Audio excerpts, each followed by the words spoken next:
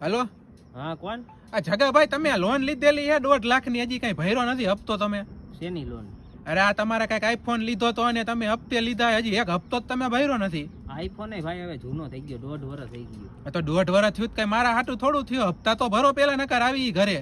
ના ના ઈ ભરી દઈશ, પણ હમણાં હું કે થોડુંક ખેંચમાં હું એટલે. આ તો ખેંચમાં જોઈ ને આઈફોન લીધો હોય 1.5 લાખનો ને રીલું બનાવવો ગામ આખાની આઈસ્ક્રીમ વાળાની ને કોન વાળાની ને. અરે ઈ તો ભાઈ બંધો એટલે ફ્રીમાં કરી દેવું પડે ભાઈ, ક્યાં અહીંયા કોઈ પૈસા આપે છે હવે?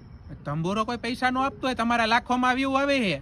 પણ લાખોમાં વ્યૂ આવે, પૈસા નથી આવતા તો શું કામનું મને કયો? હાલો તમે તો એક કામ કરો બાપા, કાલ ઓફિસે આવીને તમે આઈફોન તમારો જમા કરાવી દો, હાલો 1.5 લાખની બદલે. ના ભાઈ હવે આઈફોન ઉપર તો ધંધો હાલે છે હવે. હમણાં કરી દઈશ, તમે ઉપાધિ કરો માં. ક્યાં કોઈના દીધા ને તમારા રહી ગયા? મને એમ કયો.